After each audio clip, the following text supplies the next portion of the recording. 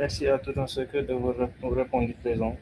Votre participation témoigne l'intérêt que vous donnez à notre domaine, qui est le génie civil, mais plus précisément au béton, qui est un matériau incontournable dans notre métier. Le béton est un des matériaux les plus utilisés dans le domaine du génie civil. Pourtant, obtenir un béton performant ne dépend pas uniquement du dosage en ciment. La qualité des granulats, le repose c'est sur eux ou sur ciment, les adjuvants, les conditions de mise en œuvre ainsi que les contrôles réalisés sur chantier jouent un rôle essentiel. Durant cette session, nous verrons comment formuler une formulation adaptée, comment ajuster une composition face aux contraintes du chantier et comment assurer un contrôle qualité efficace afin de garantir la durabilité et les performances des ouvrages. C'est un réel plaisir d'accueillir Dr Amar, Dr Mohamed Amar, qui est HDR, docteur et ingénieur en génie civil, expert en études et valorisation des matériaux. On l'appelle parfois docteur Badon. Grâce à son expérience académique et professionnelle, il partagera avec nous son expertise sur la formulation pratique du béton, ainsi que les méthodes de contrôle qualité applicables directement sur chantier pour les conducteurs, par exemple, de travaux. Bon, avant de commencer, j'aimerais passer quelques consignes pour la bonne démarche de cette session. Merci de couper votre micro pendant la présentation qui va durer aux alentours de 45 minutes. S'en suivra 30 minutes de questions-réponses. Les questions seront accueillies directement sur le chat. On va les recueillir une à une et les poser à la fin de la session. On aura après les 45 minutes, 30 minutes de questions-réponses. Une séance de merci de rester aussi courtois et quand vous allez prendre la parole et respectueux aussi. Bon, sans plus tarder, on va donner à Dr Amar la parole pour la présentation. Docteur, merci à vous. Vous avez la parole. Merci beaucoup. Merci. J'espère que tout le monde a le son. Euh, alors, je vais partager quand même mon écran parce que je suis à la fois sur Meet et sur TikTok en même temps. Alors, je vais partager mon écran qui est c'est lequel? Celui-là.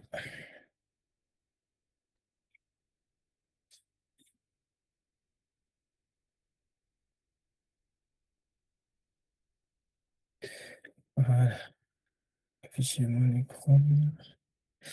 Donc, merci beaucoup au club Génie Civil pour l'invitation. C'est toujours un réel plaisir de pouvoir partager de de façon générale, mais plus particulièrement avec le public estudiantin, et essayer dans la mesure du possible de partager notre savoir et, euh, et de contribuer à pousser vers le haut les compétences et les connaissances de chacun. Et donc, cette invitation va dans ce sens et merci pour cette occasion. Donc, je vais essayer de faire une présentation de 40-45 minutes pour parler des aspects qui ont été présentés, qui ont été décrits tout à l'heure autour du béton. Et à la fin de la présentation, il y aura une séance d'interaction et d'échange.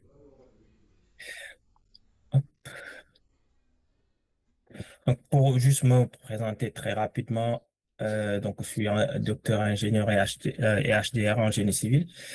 Et je travaille du point de vue de la recherche sur des aspects valorisation de matériaux et outils de calcul. Je travaille à l'IMT Nord Europe comme enseignant-chercheur, mais aussi comme coordinateur de recherche, notamment sur l'économie circulaire et les écomatériaux. Et dans ce cadre, je participe à plusieurs projets en lien avec ces sujets-là. Si vous voulez, il y a mon site que j'ai affiché juste à côté. mohamedamar.com, où vous pourrez trouver toutes les informations relatives à mes activités. Éventuellement, si vous voulez me contacter, vous pourrez aussi le faire depuis là-bas. Alors, j'en profite aussi, comme c'est une belle plateforme pour parler de mes travaux d'enseignement. Donc, à ce titre, j'ai publié deux livres cette année. J'en ai d'autres que j'avais publiés avant. Le premier, justement, qui intéresse directement notre sujet, qui est dédié à la formulation des bétons. Donc, c'est un livret avec plusieurs tomes. Donc, ce premier tome, c'est dédié à la formulation des bétons. Et il y a un deuxième tome publié au mois de mars dernier qui, lui, porte sur la résistance des matériaux. Et il y a un troisième qui est en édition et qui va sortir dans les prochaines semaines, Inch'Allah, et qui va porter sur le calcul béton armé. Donc, si vous êtes intéressé par ces ouvrages, là, une très grande partie de ce dont je vais parler aujourd'hui, il figure dans le livre et d'autres choses encore. Vous pouvez l'avoir via Amazon si vous êtes à l'étranger. Si vous êtes au Sénégal, c'est disponible à la librairie L'Harmattan. Les deux sont disponibles. Donc, comme je l'ai dit tantôt, on mène des travaux de recherche sur les matériaux. Moi, j'ai plus une appétence, on va dire, pour les matières minérales et le béton. Donc, à ce titre, on élabore des matériaux qu'on utilise dans les bétons pour faire des bétons bas carbone, justement. Donc, les liens bas carbone, c'est un gros sujet pour comprendre leur microstructure, leur physico-chimie, etc. Et puis, les aspects de durabilité, parce que faire des bétons innovants, c'est bien, mais encore faudrait qu'ils soient durables et qu'ils restent là, qu'ils aient les performances requises au bout de 10, 20, 30, 50 ans, 100 ans. Et pour ça, on fait des essais de vieillissement accéléré. Donc ça, c'est un peu pour décrire le cadre dans lequel je travaille. Et donc, pour revenir à notre sujet, au sujet béton, donc le béton, c'est un matériau centenaire, on va dire, voilà, qui a beaucoup évolué, mais qui aujourd'hui va dans une nouvelle phase où à la fois, beaucoup de questionnements se posent sur ses performances de façon générale, mais aussi son impact. Et beaucoup de réglementations aujourd'hui sortent pour pousser à ce que le béton devienne de plus en plus sobre du point de vue environnemental, c'est-à-dire plus respectueux de l'environnement et beaucoup moins émissif. Et donc pour ça, il faut que les produits suivent, il faut que les produits suivent, il faut que les bétons soient formulés, soient élaborés avec les ingrédients qui conviennent pour atteindre des performances ciblées. Donc jusqu'ici, on a beaucoup fonctionné par un système dit prescriptif, c'est-à-dire vous voulez faire un béton, on vient vous dire pour faire un béton qui résiste à 30 mégapascales, vous mélangez 350 kilos de ciment, vous mélangez, vous ajoutez 150 ou 175 litres d'eau, vous ajoutez tel ou tel ingrédient. Donc, c'est prescrit. Là, c'est écrit, c'est prescrit. On a beaucoup fonctionné comme ça. Mais récemment, les choses ont beaucoup évolué parce on sort de ce schéma prescriptif pour aller plutôt vers un schéma performantiel. C'est-à-dire, je peux proposer, entre guillemets, je caricature un peu, n'importe quel type de béton et je peux y mettre n'importe quel type d'ingrédients et il sera validé dès l'instant où je suis capable de prouver que cette performance, que ce béton sera capable de fournir les performances ciblées. Okay?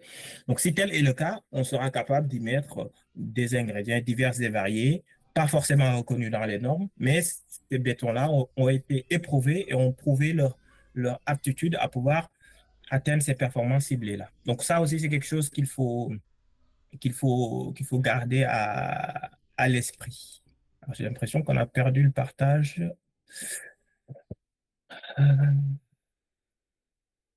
je vais le remettre. Il est où? Alors, où est-ce qu'il est?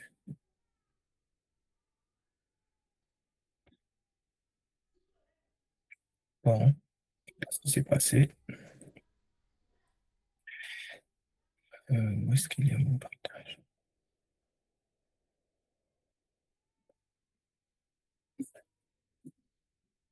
Vous voyez toujours mon écran sur Zoom? Non, non, c'est pas fait. Vous l'avez perdu? Bon, je ne sais pas ce qui s'est passé. J'essaie de le repartager. Alors, où est-ce qu'il est? L'objet, c'est...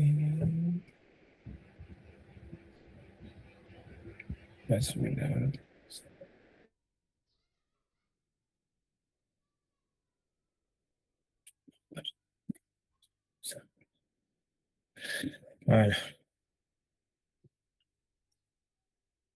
Voilà. Désolé pour ceux qui provoquent. Donc, pour des bons rappels de base, je pense que le public connaît à peu près de quoi est constitué un béton. D'ailleurs, il y aura un petit quiz à la fin. Je verrai les bons et les mauvais élèves, ceux qui n'auront pas de chocolat. Donc, un béton est constitué d'eau, de sable, de ciment, de gravier ou de gravillon et éventuellement des adjuvants et éventuellement des additions. Mais ça, on en parlera. Enfin, les additions, je les mets dans le ciment. Donc, il faut bien distinguer addition minérale et adjuvant, mais on reviendra sur ce point-là. Donc, ce sont les constituants principaux d'un béton classique, on va dire. Donc, derrière le ciment, on peut en tout ou partie, on peut en partie, en très grande partie, le remplacer par des additions minérales. Justement, on en parlera après. Et c'est ce qu'on appelle les adjuvants. Eux, ça, ce sont des produits qu'on va rajouter dans le mélange pour modifier des propriétés spécifiques. Ça aussi, on en reparlera. Donc, dans des proportions standards que je mets ici, mais qui peuvent varier selon le type de béton, bien sûr. Donc, 15% de ciment, 25% de sable, 50% de gravillon, 7% d'eau et, moins de 5% d'adjuvant. Et là, un premier point, justement, comme maintenant la logique impose que quand on fait un béton, on garde quand même un esprit ou un œil sur l'aspect environnemental. Ce qui est important de remarquer, c'est que le ciment, il représente 10-15% du mélange, mais il est responsable de 90% de l'impact carbone. Donc ça, pour moi, c'est déjà un premier point auquel il faut prêter attention. Donc, si on arrive à diminuer la part de ciment, on arrivera à faire des bétons plus sobres environnementalement parlant. Mais le ciment est là pour une bonne raison. Justement, on verra ça dans la suite parce que c'est lui qui fournit la résistance, il représente la colle, c'est lui qui permet aussi d'agréger les différents granulats, donc qui a un rôle fondamental. Et donc derrière, si c'est mélangé avec des armatures, on forme le béton armé. Donc, ce constituant capital, donc le ciment, celui qui formule, la personne qui formule le béton, il a l'obligation de comprendre comment il fonctionne, comment il s'hydrate, quelles sont les typologies de ciment. Donc, ça, c'est un élément, je pense, important. Donc, le ciment, c'est un mélange de calcaire et d'argile, donc 80% de calcaire, 20% d'argile, mis dans un four à 1450 degrés pendant 1 heure. On obtient le clinker. Le clinker, on le mélange avec des ajouts et on broie tout finement jusqu'à moins de 80 microns et on forme ce qu'on appelle le ciment. Donc, il y a plusieurs typologies de ciment, plusieurs familles, du CM1 au CM6 maintenant, plus le CEM monte, moins on a de clinker là-dedans. Donc, le clinker, c'est la brique de base, si vous voulez. Hein. C'est le mélange argile-calcaire qui sort du four. Et donc, si on diminue cette part clinker, on passe d'un ciment CM1 à un ciment CM2, etc. Et donc, dans chaque famille, il y a des sous-familles, il y a du CM2A, CM2B, CM2C, etc. Et puis, un ciment peut être à prise lente, à prise normale, à prise rapide. C'est la deuxième lettre qu'on voit ici. Il a une classe de résistance. Non, la deuxième lettre qu'on voit ici, c'est plutôt l'addition qui est utilisée à l'intérieur. Et la prise, c'est plutôt la lettre qui est après le 42.5. Ensuite, elle peut être prise mère ou pas. Etc. Bref, donc dans un descriptif comme ça qui est sur le sac de ciment, on sait quelle est la nature. Donc cette nature-là, elle a une conséquence directe sur la formulation. Ça, c'est un point important qu'il faut garder aussi à l'esprit. Donc, comme je l'ai dit tout à l'heure, donc calcaire argile mélangé, pré-broyé ou ensuite pré-homogénéisé, ensuite mis dans un four, ensuite mélangé avec des ajouts, donc le gypse justement qui lui va réguler la prise, et éventuellement d'autres ajouts, et broyé finement, on obtient le ciment qui, alors je vous explique rapidement, contient 4 phases, C2S, C3S, C3A, C4AF, et ces 4 phases-là, lorsqu'elles sont en contact avec de l'eau, vont donner la colle qu'on appelle le CSH, le silicate de calcium hydraté. Et je vais revenir rapidement sur ça. Donc, le schéma, vous le voyez ici, Donc, on sort d'une carrière. Donc, si les gens qui habitent à Dakar, Sococim, vous connaissez, donc une carrière pas loin. On sort le calcaire et l'argile. Des fois, il y a de la marne. Une marne, c'est un mélange calcaire-argile, si vous voulez. Donc, ensuite, le matériau, il est amené ici, il y a un pré-concassage. Ensuite, il y a une pré-homogénéisation. Ensuite, il y a un broyage primaire. Ensuite, il y a une homogénéisation. Ensuite, ici, plus loin, il y a le préchauffage. Donc, on le chauffe à 200 degrés pour enlever toute humidité. Ensuite, on passe dans le four. Donc, c'est là le cœur du réacteur. Là, 1450 degrés, 1 heure. Donc, c'est une grosse machine. Il fait entre 3 et 6 mètres de diamètre et jusqu'à 60 à 90 mètres de long. Donc, vous voyez un gros tunnel. C'est un gros tunnel. 3 mètres, c'est la taille d'une chambre, quoi. Donc, sur 60 mètres. Donc, vous voyez combien il est grand. Et donc, ensuite, le clinker, il est récupéré, il est stocké. Ensuite, il est mélangé à des ajouts, justement, ou des constituants secondaires. Ensuite, il y a un broyage final qui donne le ciment proprement dit. Et ensuite, le stockage dans des silos. Donc, pris rapidement, c'est comme ça que ça se passe. Quelques chiffres que je rappelle souvent, donc pour ceux qui ont déjà vu mes présentations. En France, on en produit 18 millions de tonnes à peu près. Au Sénégal, on en produit 7 millions de tonnes à peu près. Et en termes de béton, parce que le ciment va permettre de faire du béton derrière, en France, on est à peu près à 71 milliards de mètres cubes. Et milliards ou millions? Non, millions de mètres cubes, pardon. 71 millions de mètres cubes. Et au Sénégal, on a 30 millions de mètres cubes par an, à peu près. Mais avec l'émission carbone qui va avec, à l'échelle mondiale, on produit 4 milliards de tonnes de ciment dans le monde et on en émet quasiment autant en CO2. Donc, environ 4 ou jusqu'à 4 ou 5 milliards, je ne sais plus le chiffre exact, de tonnes de CO2 émis. Pour retenir le chiffre, une tonne de ciment émet à peu près 1 tonne de CO2. Bref, le calcul, il est beaucoup plus compliqué que ça. C'est à peu près 800 d'ailleurs. Mais je donne des chiffres pour que les gens puissent retenir. Donc, 1 tonne de ciment émet 1 tonne de CO2. Donc, au Sénégal, 7 millions de tonnes de ciment, donc 7 millions de tonnes de CO2. Donc, ça, c'est les ciments qui ont beaucoup existé. Donc, les ciments classiques, du clinker et du gypse. Mais aujourd'hui, on passe à des ciments différents. Donc, avec du clinker, avec des constituants secondaires, ça peut être de l'argile calcinée, ça peut être des cendres, ça peut être des filaires calcaires, ça peut être des laitiers de haut fourneau, ça peut être de la fumée de silice, etc. Ou un mélange de plusieurs additions pour former ce qu'on appelle désormais les ciments bas carbone ou les ciments dits LC3. Et je vais revenir ensuite sur ça. Donc, sachez que ça, c'est aussi des évolutions qui vont avoir des conséquences sur le béton. J'oublie pas le sujet, c'est le béton. Mais quand on change de ciment, on change naturellement les propriétés du béton. On change son coût, on change son impact carbone, on change les propriétés du béton dans lequel ce ciment est incorporé. Donc, les ciments classiques qu'on connaît au Sénégal, mais je vais parler aussi du reste. Donc, le CM2, on a essentiellement du CM1, du CM2 et du CM3, selon les différents fabricants. Donc là, je passe très vite, ça n'apporte pas grand-chose. Donc, à retenir, globalement, on a du 42,5, du 52,5. Autant dire que l'offre, elle est assez réduite, on va dire. Donc, on a peut-être 5, 10 variantes sur une trentaine ou une trentaine de possibles.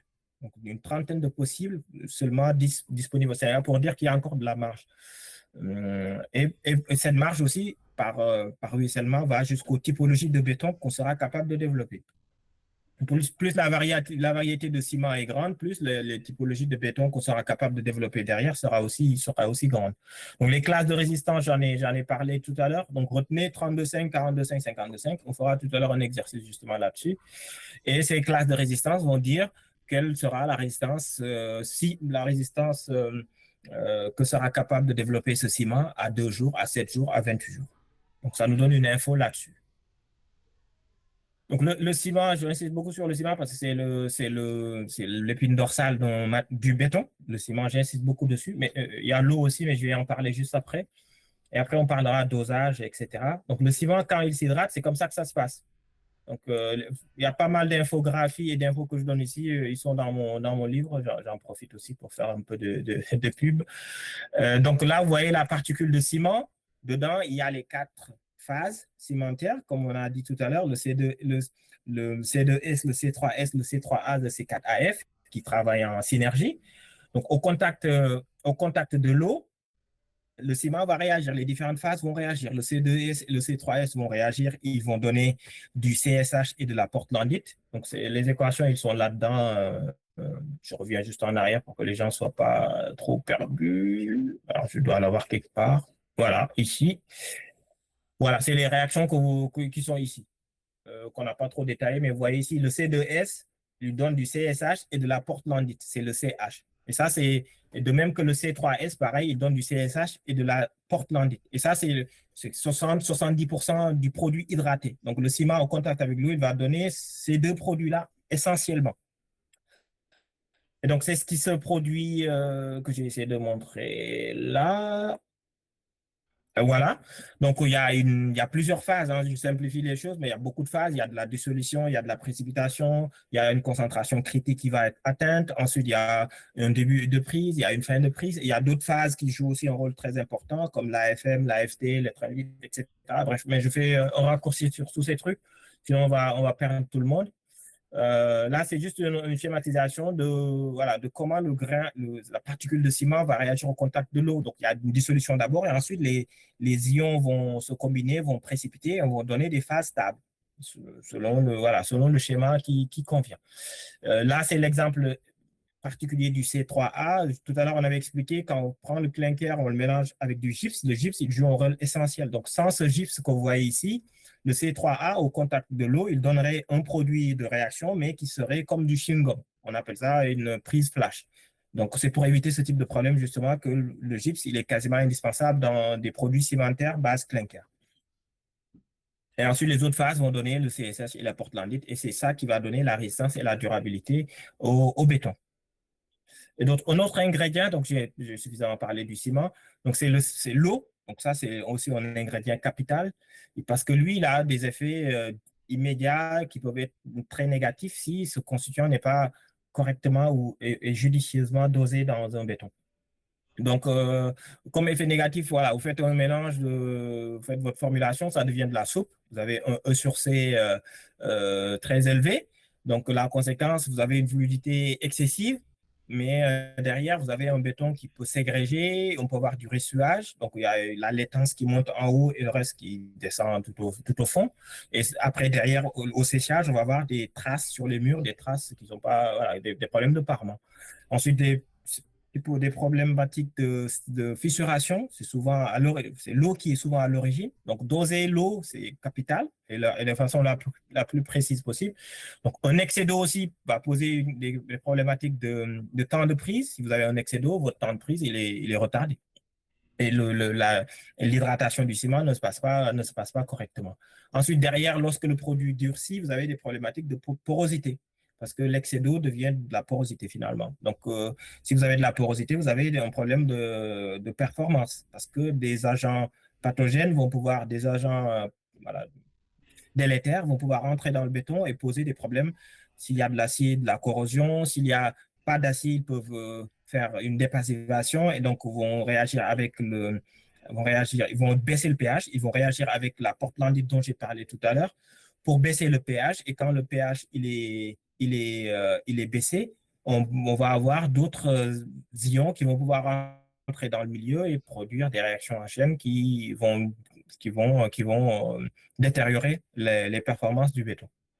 On peut avoir des problématiques, notamment quand il y a une problématique de porosité, on peut avoir l'intrusion d'ions tels que des ions chlorure qui, lorsqu'ils vont rentrer et qu'il y a de l'armature, vont pouvoir provoquer une expansion et cette expansion va faire que le béton va fissurer et va se délaminer et on va avoir perte de matière, gonflement, déformation et autant d'autres problèmes, le gel, dégel, etc. Mais souvent, ces problèmes-là, ils prennent naissance parce qu'il y a un ingrédient en particulier qui n'a pas été correctement dosé, en l'occurrence l'eau. En tout cas, il peut être souvent l'origine. Et s'il est correctement dosé, il permet d'avoir une hydratation complète, une porosité correcte, permet de limiter le retrait, etc. Donc, je ne vais pas lister tous ces éléments, mais autant d'éléments qui font que ça a une conséquence directe. Ici, je donne un exemple précis aussi que j'ai tiré du livre. Quand vous avez, voilà, vous faites votre béton, vous dites, voilà, bon, c'est pas trop fluide, je rajoute 1 litre d'eau gratuit comme ça, il sera beaucoup plus fluide et je pourrai travailler correctement. Mais le fait de rajouter 1 seul litre d'eau dans 1 mètre cube de béton, c'est comme si on avait 2 kilos de ciment qui étaient immédiatement éliminés. C'est-à-dire, c'est comme si vous prenez 2 kilos de ciment et vous le jetez à la poubelle finalement. Donc, ça a une conséquence directe. Et ça a une conséquence aussi sur le module, parce qu'il baisse de beaucoup le module élastique du béton. Quand vous avez 1% d'eau qui est, si vous avez, voilà, si vous avez une quantité d'eau qui est rajoutée de sorte que la porosité varie de 1%, cette variation de porosité de 1% fait baisser la résistance de 2 mégapascales et fait baisser le module élastique de 2000 mégapascales. Donc, ça a une conséquence mécanique directe, en fait, sur le comportement et les propriétés d'un béton. Donc, il faut contrôler ce paramètre E sur C, ce dosage, les dosages de ces ingrédients-là, parce que et la qualité de l'eau aussi, ça rentre en ligne de compte. Il y a pas, c'est pas toutes sortes d'eau, toute qualité d'eau qu'on peut utiliser dans un béton. Ça, c'est valide pour tous les ingrédients d'ailleurs. Donc, autres ingrédients sur lesquels, auxquels il faut prêter attention aussi, ce sont les adjuvants. On en a parlé tout à l'heure, avant que je parle des additions. Les adjuvants, ce sont des ajouts qu'on va mettre dans le béton pour viser des propriétés spécifiques, soit améliorer la rhéologie, soit modifier le temps de prise, soit d'autres propriétés spécifiques comme entraîner plus d'air pour résister mieux au gel dégel, par exemple, ou des hydrofuges de masse qui vont permettre de résister mieux à l'intrusion d'eau et au caractère absorbant du béton. Donc, on va rajouter ces propriétés, ces additions-là, ces adjuvants-là pour améliorer certaines propriétés. On fait un focus ici sur les superplastes, donc les plastifiants, les fluidifiants et les superplastifiants. Ça veut dire à peu près la même chose. Un fluidifiant, lui, il vous permet, vous avez votre béton qui est déjà formulé, mais vous voulez améliorer, qui est déjà formulé théoriquement, et vous voulez améliorer sa fluidité, vous pouvez utiliser un fluidifiant. Donc, il vous améliore, il vous fait déplacer verticalement. Il devient plus fluide sans que vous rajoutez, sans que votre E sur C ne varie. Sinon, vous avez un plastifiant, lui, vous avez un affaissement bien défini, je veux un affaissement de 13, OK, mais je veux quand même réduire le E sur C. Donc, il vous permet de réduire votre E sur C tout en maintenant un bon niveau de fluidité. Et sinon, vous avez la combinaison des deux, c'est-à-dire vous diminuez votre E sur C et vous améliorez l'affaissement en même temps, et pour ça, vous utilisez un superplastifiant. Donc, les superplastifiants, il y en a pléthore dans le marché. Ils peuvent être à base de PNS, de polynaphtalène sulfoné. Ils peuvent être à base de PC, j'ai oublié l'acronyme, polycarbonate, je crois, acrylique ou quelque chose comme ça. Et leur objectif, c'est justement d'améliorer ces propriétés-là en produisant globalement un effet de dispersion. Donc, les particules qui se collent, qui vont emprisonner la particule d'eau, il y a un effet qui va faire qu'il soit dispersé et l'eau deviendra accessible. Et la conséquence, c'est une fluidité améliorée. Ensuite, les autres ingrédients dont on a parlé, donc on a dit ciment, eau, adjuvant, il y a ensuite les additions minérales. Donc, comme on l'a dit tout à l'heure, c'est la liste qui est ici, laitier, cendre, métakaolin, fumier de silice, filaire calcaire. Ils sont utilisés pour améliorer plus ou moins certaines propriétés. En l'occurrence, l'impact carbone. Le ciment est plus polluant que ces additions minérales-là. Ensuite, ils peuvent aussi améliorer, parce qu'en plus du fait que la plupart d'entre ces additions minérales, ce sont des sous-produits, ce sont des déchets, entre guillemets. Donc, ils améliorent l'impact carbone, ils sont peut-être à un coût un peu plus accessible et ils peuvent améliorer certaines propriétés. Je prends l'exemple des laitiers. Quand on utilise un laitier, il améliore la résistance au sulfate.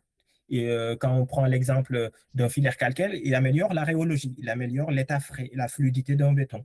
Quand on prend les métakaolins, il améliore la résistance aux ions chlorure et au sulfate. Quand on prend les cendres volantes, ils améliorent l'arrangement granulaire et ils améliorent la physico-chimie et la porosité d'un béton, etc. Donc, ils ont plusieurs avantages. Ils peuvent être utilisés à des proportions plus ou moins variables qui dépendent de la norme et des performances qu'ils seront capables de fournir lorsqu'ils sont utilisés dans un béton. Donc, variable entre 5 et 80%, on va dire, quoi, pour faire une fenêtre large. Donc, pour récapituler cette partie-là avant d'attaquer le reste, donc on a dit que le béton, c'est un matériau composite constitué de plusieurs ingrédients.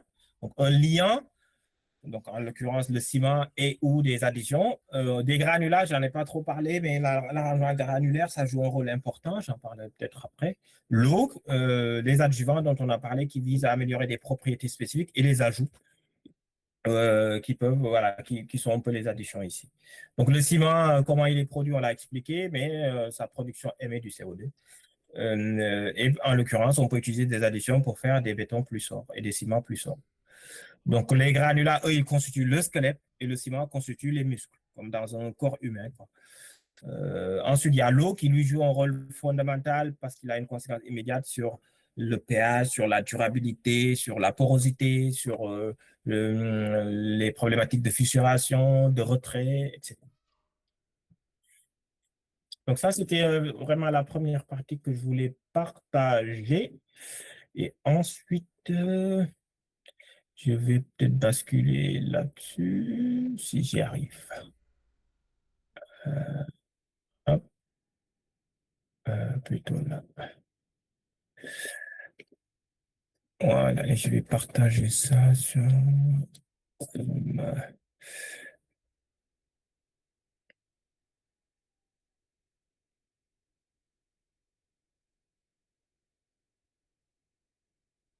Non, c'est pas ça.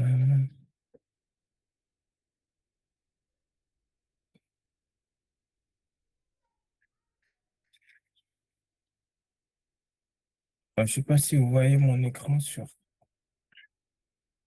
Meet, là. Fait de jongler sur les écrans, c'est pas du tout évident. Alors, comment je retrouve mon écran, le bon?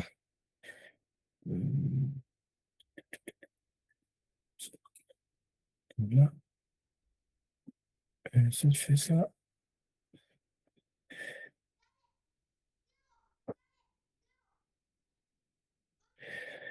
Excusez-moi, hein, je cherche mon bon écran. Je suis partagé sur 25 écrans et je suis perdu. Ça doit être celui-là. Normalement, vous avez l'écran en vue.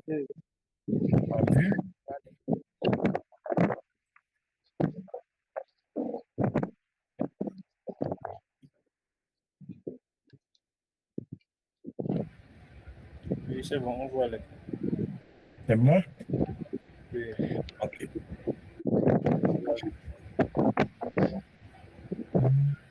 Parle, s'il vous plaît, vous pouvez vous. Ok, merci.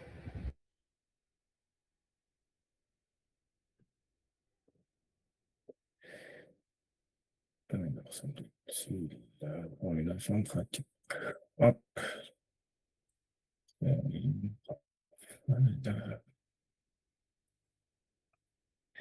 Voilà.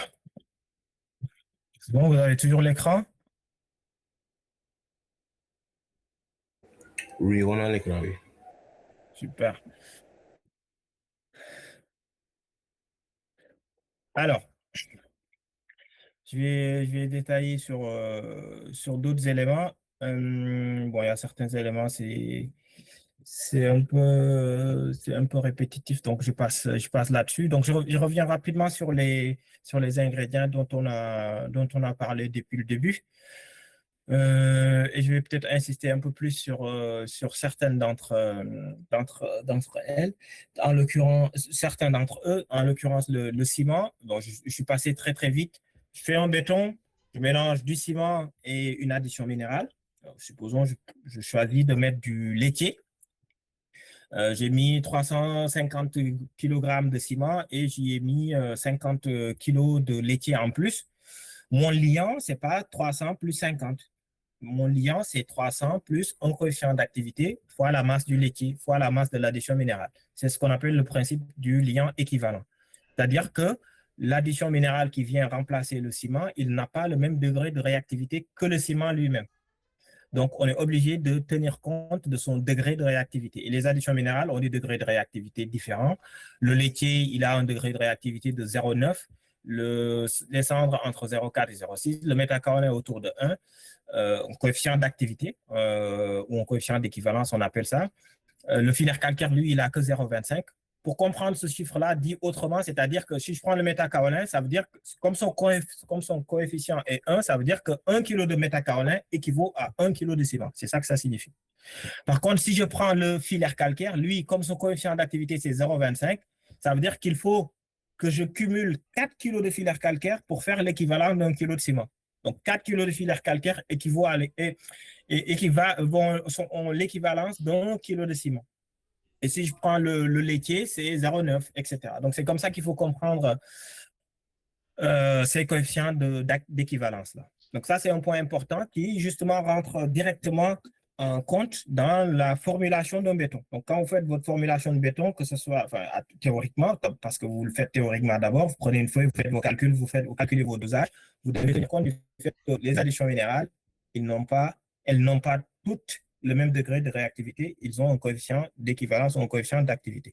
Et pour certaines additions minérales qui ne sont pas là-dessus, on peut mesurer le coefficient d'équivalence ou le coefficient de réactivité d'une addition minérale. On sait le mesurer au labo. Ensuite, l'autre, la slide d'avant, je passe vite parce que j'en ai parlé tout à l'heure. Ce que je n'ai pas trop abordé, c'est le squelette granulaire. C'est le squelette du béton. Il est 60 à 80% du volume, donc il va forcément jouer un rôle important. En général, c'est un mélange de sable et de gravillon, d'accord, pour former un squelette étalé, le plus étalé possible. Et donc, ils ont des propriétés standards. En général, on va être sur du sable 0,2 ou 0,4. Donc, 0,2, c'est le diamètre maximal du granulat, du sable. On va être sur du sable 0,2 ou du 0,4. Et le gravillon, lui, il va être du 4,12, 4,16, 4,20 en fonction de la formulation. Et donc, ces éléments-là rentrent également directement en ligne de compte dans la formulation. Donc, on y reviendra tout à l'heure avec un exemple que je vais donner. Les adjuvants, j'en ai un peu parlé, mais leur principe, donc pour que vous compreniez, la majorité de ces additions minérales-là, de ces adjuvants-là, ils sont sous forme liquide. D'accord? Ils peuvent être sous forme poudre, mais souvent, ils sont sous forme liquide. Donc, c'est une bouteille, voilà, comme ça. Et dedans, il y a un principe actif mélangé avec de l'eau. Donc, en général, on a 30% qui constitue l'extrait sec, qu'on appelle ça l'extrait sec, et les 70%, c'est juste de l'eau. Et donc, ça aussi, c'est un autre élément dont il faut tenir compte dans la formulation. C'est-à-dire que ces 70%-là qui sont dans mon adjuvant, je dois en tenir compte parce qu'ils vont rentrer dans mon malaxeur. Et l'extrait sec, donc le principe qui va vraiment disperser les grains, lui, je le comptabilise également. Donc, ça, c'est aussi un autre élément dont il faut tenir compte. Donc, finalement, dans ce qui va rentrer dans le malaxeur, ce n'est pas juste le seau d'eau qu'on va verser dans le malaxeur, mais il y a ce seau d'eau, bien sûr, mais il y a l'humidité ou non de mon sable, il y a l'humidité ou l'absorption de mon sable, il y a l'humidité ou l'absorption de mon gravion, il y a l'humidité, il y a l'apport d'eau qui pourrait venir de mon adjuvantation. Et donc, toutes ces quantités d'eau-là additionnées, donc soustraites ou additionnées, je dois en tenir compte pour connaître exactement quelle quantité d'eau je dois effectivement mettre dans le malaxeur, et c'est ce qu'on appelle l'eau d'apport. Donc, il y a deux sortes d'eau à distinguer. Il y a ce qu'on appelle l'eau effective, c'est vraiment l'eau qui va être là à réagir avec le ciment, on appelle ça l'eau effective. Et il y a une autre quantité d'eau, c'est vraiment l'eau que je vais verser dans le malaxeur, on appelle ça l'eau d'apport. Et cette eau que je vais verser dans le malaxeur, il doit tenir compte du fait que quand je verse dans le malaxeur, il y a une quantité d'eau qui peut-être était déjà là parce que mes granulats n'étaient peut-être pas secs, ou à contrariori, peut-être que mes granulats étaient secs et qu'ils ont une certaine absorption. Et donc, cette quantité d'eau que je vais verser, il y a une certaine partie, elle ne sera pas disponible pour le ciment parce que les granulats l'auront absorbé ou le sable l'aurait déjà absorbé. Ou peut-être quand j'ai versé quand j'ai mélangé mes différents ingrédients et que j'ai mis de l'adjuvant, comme je l'ai dit, il y a l'extrait sec et il y a l'eau. Il y a aussi de l'eau dedans. Donc, cette quantité d'eau, je dois aussi la comptabiliser pour finalement calculer une quantité d'eau d'apport. C'est vraiment l'eau que je vais verser dans le malaxeur. Donc, ça, c'est aussi un point important dont il faut tenir compte. Donc, pour faire ces calculs-là, il y a des méthodes qui existent, donc des méthodes dites qu'on connaît, donc Bolomé, très célèbre, qui permet de faire des bétons classiques, on va dire, standard, ordinaire. Il y a d'autres méthodes, la méthode de Fori, pardon. La méthode de Drogoris, lui, il ne permet pas de calculer le béton, mais il permet de calculer le squelette granulaire. D'accord? Parce que le squelette, il faut le calculer. La méthode je ne l'ai pas mis ici, de Ferret, lui, il permet de faire la même chose qu'au Bolomé, mais il s'adapte plus à d'autres types de béton. Il s'adapte à presque toute typologie de béton. Il permet de faire des bétons haute performance, des bétons autoplaçants, etc. Il y a la méthode d'Abrams, que je n'ai pas citée aussi ici. Donc, il y a pléthore de méthodes. Vous retrouverez toutes ces méthodes-là aussi dans mon livre. Et donc, ces méthodes, certaines méthodes vont vous permettre de calculer les dosages des ingrédients, et il y a d'autres méthodes qui vont vous permettre de calculer votre squelette granulaire. Donc, ces deux choses combinées vous permettent de faire un béton conforme. Vous voyez? Et donc, il y a aussi l'approche performantielle, j'en ai parlé tout à l'heure. Euh, et donc, euh, chaque méthode avec ses avantages et ses limites. Bolomé, c'est pas forcément adapté à des bétons adjuvantés ou à des bétons avec des additions minérales. La méthode de Fori, par exemple, il permet de faire des granulats, de travailler sur des granulats qui sont complexes ou des granulats grossiers qui dépassent les 20 mm. On avait dit tout à l'heure, sable 0,2, granulat 420, gravion 420. Par exemple, si vous êtes sur du gravion 450, par exemple, vous faites un béton de barrage. C'est des bétons avec des granulats très, très gros. Là, vous n'utiliserez pas forcément de Rogoris, vous utiliserez peut-être Fori, vous voyez. Donc, vous devez adapter la méthode que vous utilisez à la formulation que vous faites. Mais pour des bétons standards, vous faites votre petite maison, votre villa basse, etc., enfin des petits projets, Rogoris combiné à du Bolomé arrive à faire le boulot. Quand ça commence à devenir un peu plus complexe, il faut oublier Bolomé et passer plutôt à du ferret. OK? Donc, plusieurs étapes. Donc, vos hypothèses de travail. Ensuite, on va déterminer les dosages. Donc, dosage de ciment, dosage en eau.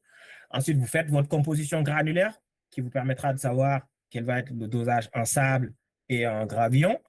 Ensuite, vous calculez vos différents ingrédients, le dosage de vos différents ingrédients ramené enfin, un calcul pondéral, donc pour savoir les masses de chacun des ingrédients. En général, on fait un calcul pour faire 1 m3. Vous faites des vérifications parce que vous devez corriger des fois devez corriger des fois certaines masses, certaines quantités. Par exemple, l'eau, il peut être corrigé sous certaines conditions, en fonction notamment du diamètre du granulat. On demande des fois de le corriger, de calculer l'eau efficace, l'eau d'apport, de les distinguer. Et ensuite, de faire des vérifications de qualité, mais ça, on y reviendra. Parce que vous faites un béton sur un projet qui est à 1 km de la mer, c'est pas forcément la même approche, les mêmes dosages que vous utiliserez pour un projet similaire, mais qui lui est situé à l'intérieur du continent, loin de la mer ou en altitude, ou voilà, dans un environnement différent. Donc là c'est d'autres problématiques liées à la classe d'exposition, mais je ne m'étale pas là-dessus. Donc les classes d'exposition, justement, qui vont permettre, qui doivent être considérées dans la formulation d'un béton, parce que c'est ces classes d'exposition-là qui vont imposer, en fait, voilà, pour faire court, parce que ça passe tellement vite, j'ai même pas vu l'heure. Pour faire court, il y a en fait, en fonction, il y a dans l'EN 206, donc l'EN 206, en fait, c'est la norme de référence des bétons. Voilà. Et dans cet EN 206, il y a beaucoup de choses qui sont décrites, les ingrédients, les dosages, etc. Il y a un grand tableau, il y a notamment un tableau qui s'appelle NAF1, et dans ce tableau, il y est défini pour chaque classe d'exposition quels vont être les dosages minimaux à respecter. Donc, si vous faites un projet en bordure de mer, donc vous êtes peut-être en classe XS ou XD, dans ce cas-là, vous avez des minimums à respecter sur le liant, sur la teneur en air, sur le E sur C, etc. Si c'est un autre environnement, vous avez aussi des minimums à respecter. Et ça permettra de faire votre contrôle de qualité. J'espère que vous avez compris. Là, je prends un exemple concret, comme ça les gens comprennent, et puis l'heure passe trop vite. Je pense que je finirai jamais. Et après, si je dépasse dans le temps, vous m'arrêtez. Hein. Donc là, on prend un exemple particulier de Bolomé. Donc, c'est une formule simple que tout le monde peut comprendre. FC28 égale FCM28 fois G fois C sur E moins 0,5. FC28, c'est ce que vous ciblez. Donc, vous faites votre projet, vous savez que vous devez faire 30 mégapascales pour ce projet. C'est ce que vous ciblez. Donc, ce que vous ciblez, vous comptez 15% de marge. Peut-être que, voilà, il y a une tolérance d'erreur. Voilà. Peut-être que les choses ne seront pas faites correctement. Je me dis, OK, je prends 15% de marge. Donc, ça, c'est FC28. Donc, vous visez 30, vous faites 30 fois 1,15. Si vous visez 40, vous faites 40 fois 1,15. FCM28, ça, c'est votre ciment. C'est lié à votre ciment directement. Donc, si votre ciment, il est de classe 45, votre FCM28, c'est ce qu'on appelle la classe, on appelle ça la classe vraie du liant. Donc, cette classe vraie du liant, c'est la classe commerciale. La classe commerciale, c'est ce qui est écrit sur votre sac de ciment et vous lui ajoutez 12,5. Donc, si c'est un ciment 42,5, je fais 42,5 plus 12,5, ça fait 55. Si c'est un ciment 32,5, je fais 32,5 plus 12,5, ça fait 50, ça fait 45, etc. Donc, lui, c'est relativement simple. Et donc, avec cette formule simple, j'arrive à déterminer le C sur E et j'arrive derrière à déterminer C et E distinctement. avec des LED, notamment d'ABAC. Je vais prendre ici un exemple précis. Donc là, vous avez un premier exemple. Je veux faire un béton C30-35 avec un ciment 42,5. Je n'ai pas d'addition minérale, donc Bolomé convient. Je veux de la classe S3, donc affaissement 10 cm, avec du sable et du gravillon 0,2,420. J'ai les propriétés, la masse volumique des deux constituants, et j'ai des propriétés sur le béton. Donc pour le faire, ici, vous avez un petit programme qui tourne. Donc on va jouer un peu. Donc je vais faire 30 mégapascales. C'est ce qui est écrit ici, c'est la résistance cible, c'est mon FC28 qui est là. D'accord? Vous pouvez faire vos calculs en même temps que je parle. Alors, si le client me dit, ou si le projet me dit, tu dois utiliser un ciment 32,5. Donc, ciment 32,5, je sais que 32,5 va faire que FCM28, c'est 45. Donc, je fais 32,5 plus 12,5, ça fait 45. Et donc, ces deux termes-là, je les ai déjà. Le coefficient G, lui, il dépend de la qualité des granulats. Donc, il varie en gros il varie entre 0,4, vous le voyez ici, et il peut monter jusqu'à 0,6. Voilà. Donc, en moyenne, on va être autour de 0,5. Donc, G aussi, je l'ai. Et donc, directement, j'ai le C sur E. OK? Donc, le C sur E, je peux l'avoir vraiment en 2 temps, 3 mouvements. Vous voyez? Et donc là, avec un petit programme, tu peux tout de suite avoir C sur E. Et derrière, pour avoir C et E distinctement, il existe des abacs qui permettent de les déterminer. Donc, si je fais, maintenant ici, j'ai ce même type de béton, mais je vise 44.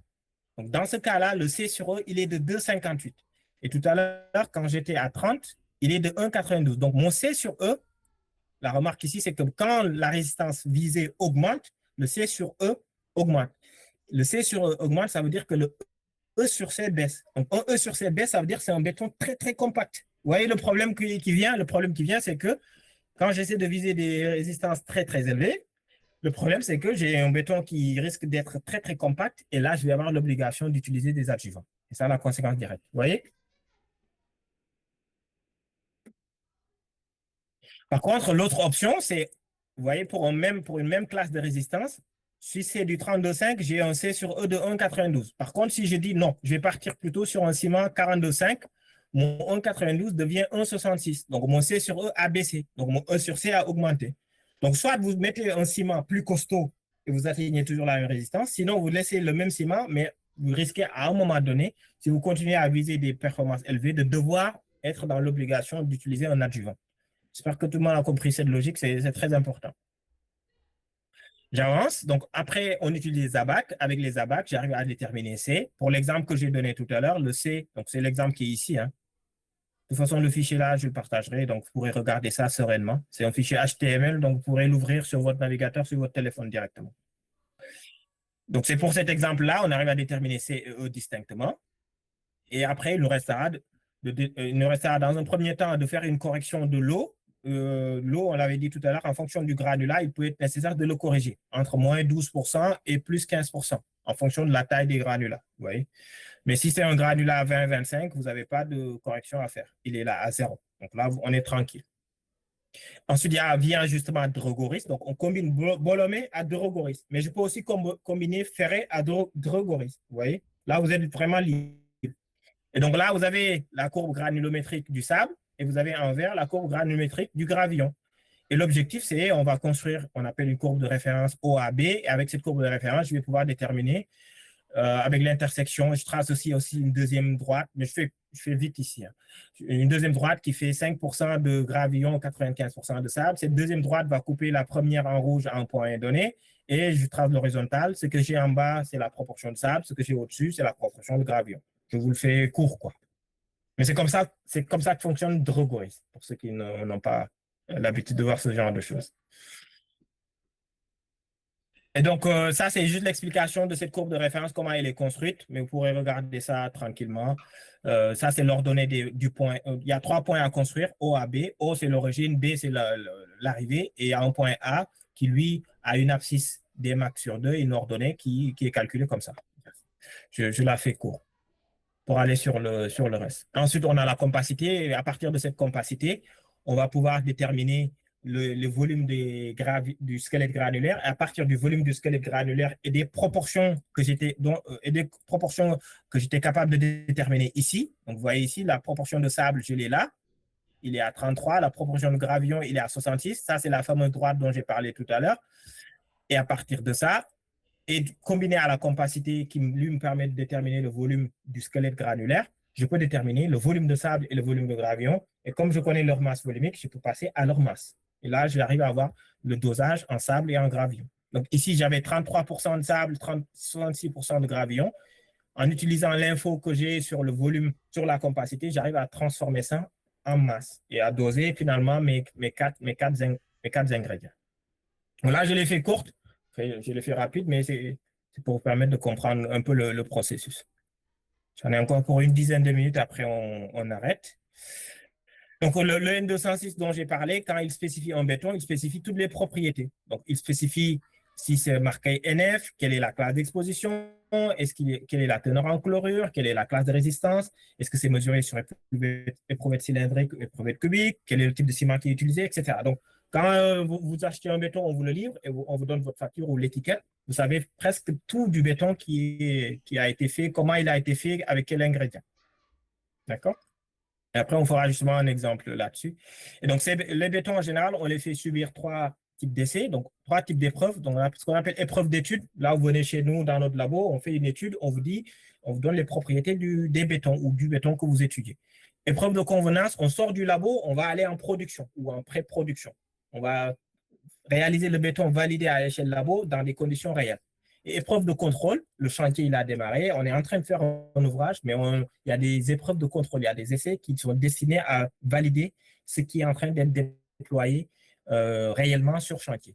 D'accord? Donc il y a ces 3 étapes-là et qui se suivent chronologiquement en principe. On ne va pas commencer par l'épreuve de convenance pour revenir à l'épreuve d'étude, quoi. Donc c'est une chronologie à respecter. Donc quand vous recevez un béton, il est important de savoir les conditions dans lesquelles il a été fabriqué, les heures de réception de le respecter et de livraison. Voilà, d'avoir les validations du producteur pour que vous sachiez vraiment ce que vous mettez en œuvre, quoi. Donc, on a parlé d'affaissement tout à l'heure, pour ceux qui ne sont pas familiers. Donc, on utilise le cône d'Abrams. Donc, c'est un cône, quoi. On met du béton dedans et on le soulève.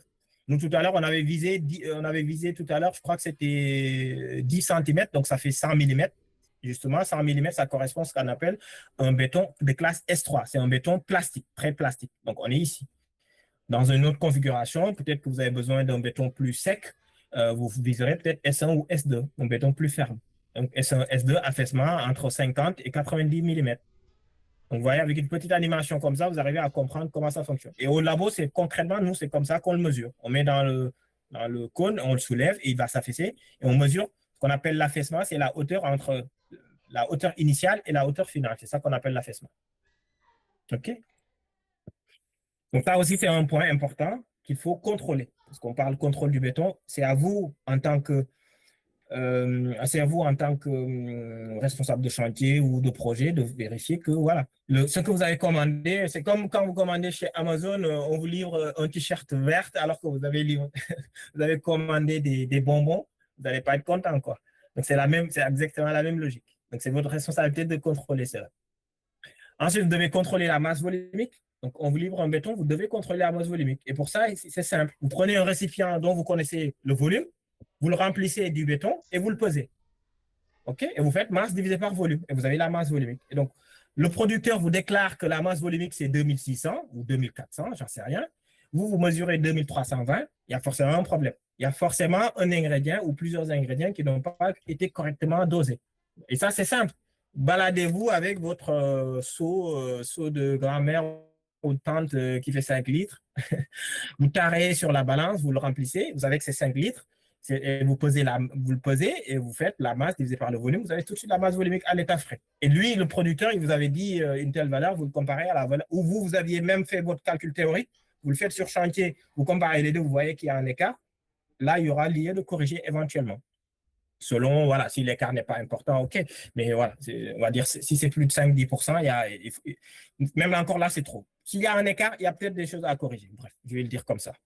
Donc, l'écart, c'est vous faites un ratio entre la masse volumique théorique et la masse volumique réelle. Si la masse volumique réelle est plus grande que la masse volumique théorique, ça veut dire que le béton que vous avez produit est plus lourd.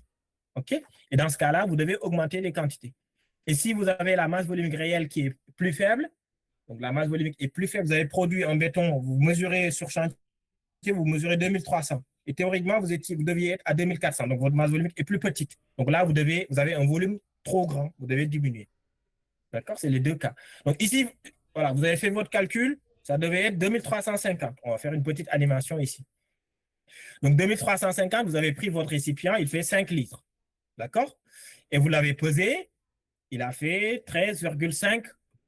Je suis trop là. Il a fait 12.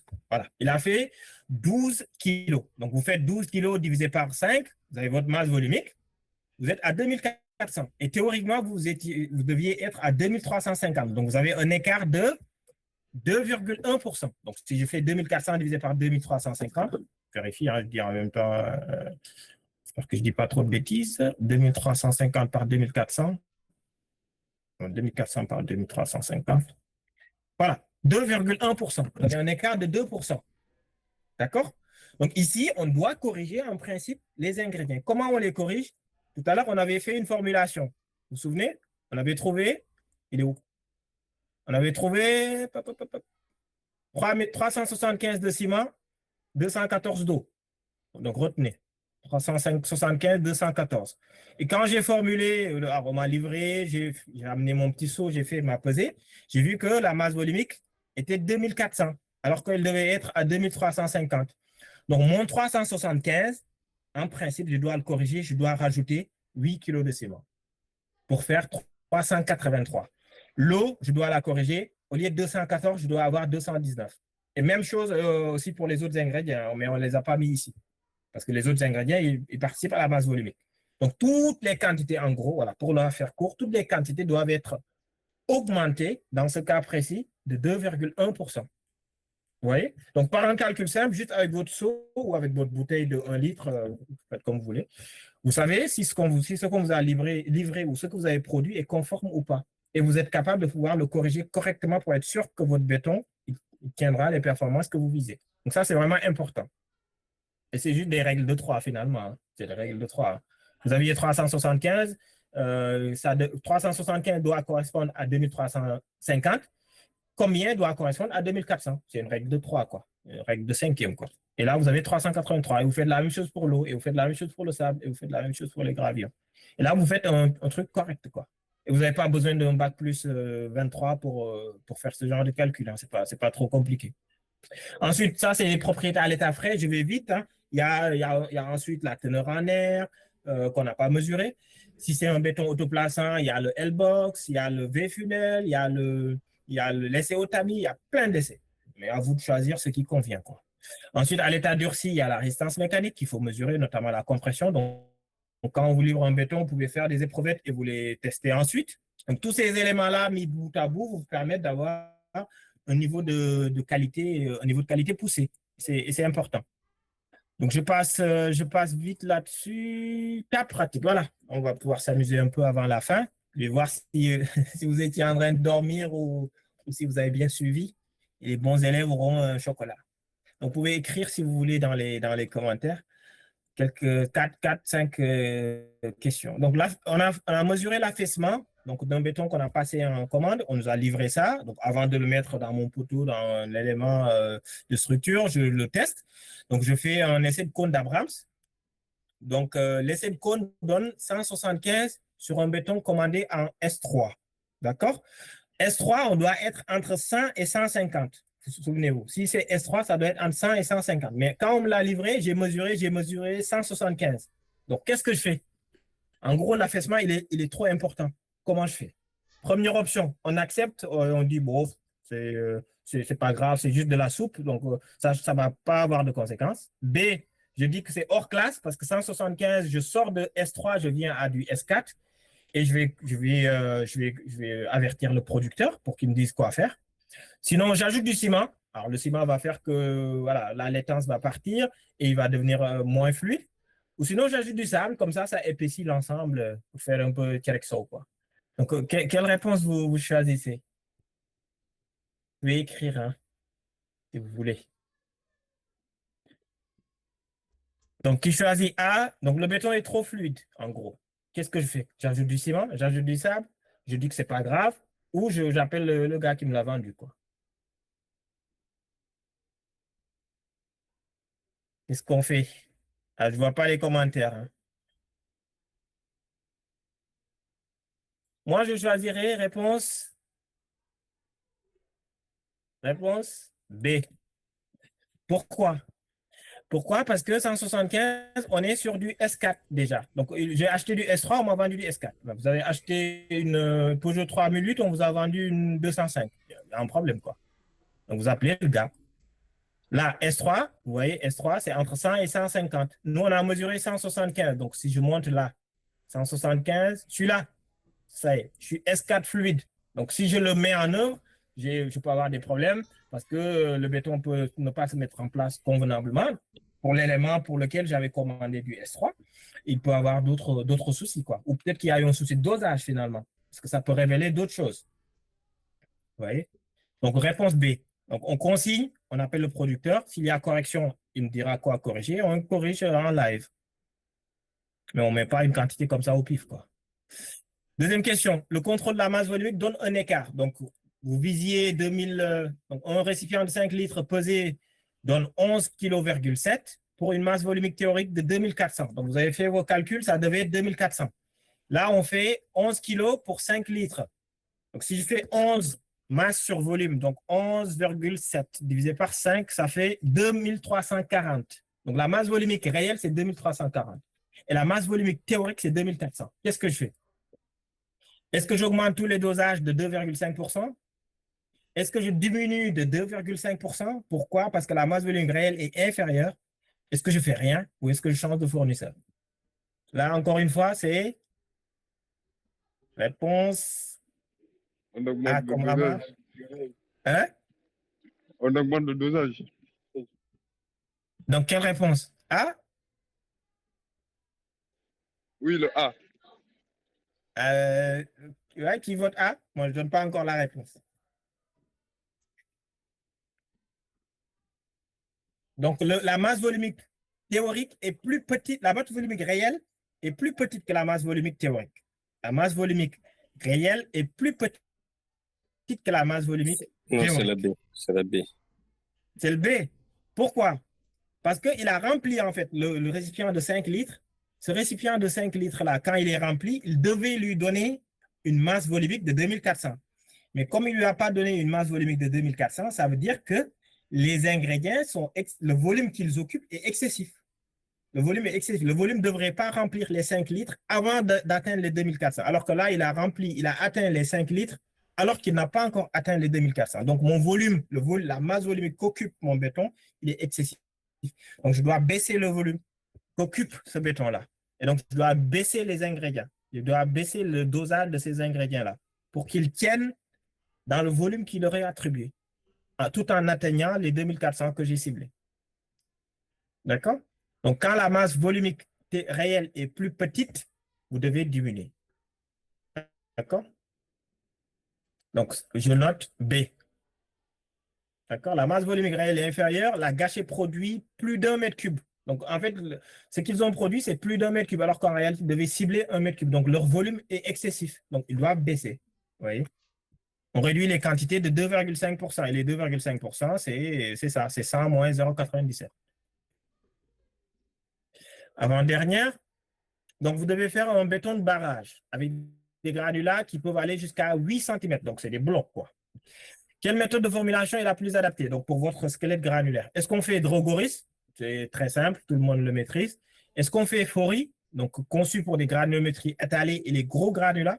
Est-ce qu'on fait Valette, adopté pour les bétons fermes? Ou est-ce qu'on fait l'essai performantiel où je mélange tout et je vais voir si ça marche ou si ça atteint les performances ciblées? Là encore, on l'avait dit tout à l'heure, hein, donc je passe vite, c'est Fori. Donc quand vous avez des granulats excessifs, on passe plutôt sur Fori. Dernier, je pense, ou avant-dernier. Donc, vous avez votre formulation utilise 320 kg par mètre cube de ciment et 40 kg par mètre cube de fumée de silice, dont le coefficient d'équivalence est de 2.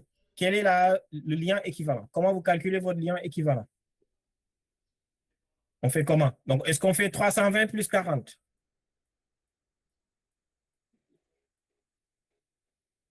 Bon, 320 fois le Non. coefficient La réponse fois B. 40. Hein? La réponse B. B. Ouais.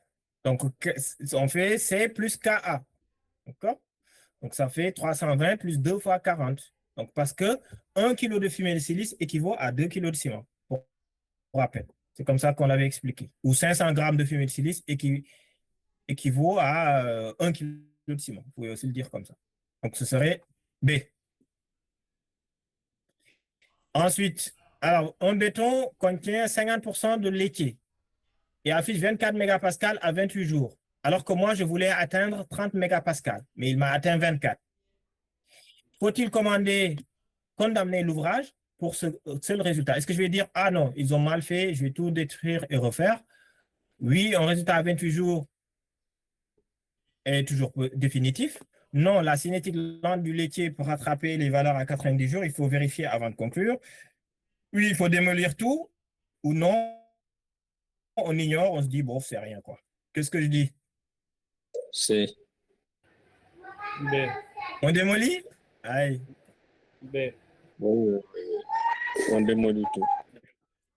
Le laitier, il a la particularité d'avoir ce qu'on appelle il a la particularité d'être un lien hydraulique latent. On appelle ça lien hydraulique latent, c'est-à-dire il est capable de faire prise avec l'eau, mais il le fait de façon très, très douce, très, très lente. En l'occurrence, si vous utilisez par exemple du ciment CM3, vous n'allez pas avoir des performances folichons au début, mais il va les développer plus tard. Donc, vous avez atteint 24, si on regarde l'écart, on va dire c'est encore tolérable, quoi. Et il va rattraper et avoir les performances ciblées peut-être un peu plus tard. Dernière, je pense. Hein. Ouais, c'est la dernière. Donc, vous formulez un béton innovant en base de cendres volantes. Voilà. Mais ces cendres volantes, elles ne sont pas répertoriées dans la norme, mal couvertes par les abacs usuels. Quelle approche convient le mieux? Est-ce qu'on fait Drogoris ou Bolomé ou quelque chose comme ça? Est-ce qu'on dit Valette pour sa simplicité? Est-ce qu'on dit approche performantielle qui autorise la composition libre validée par des essais de performance? Ou est-ce qu'on dit les volumes absolus dans l'ACI qui fonctionne avec des tables? C'est le code américain. C. C'est, ouais, moi je dirais c'est là-dessus. Parce que l'approche performantielle, là, la clé, c'est matériaux non conventionnels. Donc, demain, vous avez une terre excavée ou je ne sais quel matériau qui n'est pas forcément pointé par la norme, mais vous êtes capable de prouver que ça marche. L'approche performantielle vous permettrait de pouvoir l'utiliser pour faire des bétons. Je pense que j'ai fait le tour. Je pense qu'on va pouvoir s'arrêter là. En tout cas, merci pour votre écoute. Et s'il y a des questions pour quelques minutes, parce que c'était plus long que prévu, peut-être pour 10-15 minutes avant qu'on puisse arrêter. Merci beaucoup, docteur, pour cette présentation très riche, surtout avec cette interface que vous utilisez. Maintenant, nous allons passer à la séance des questions-réponses. Nous avons recueilli quelques questions sur le chat.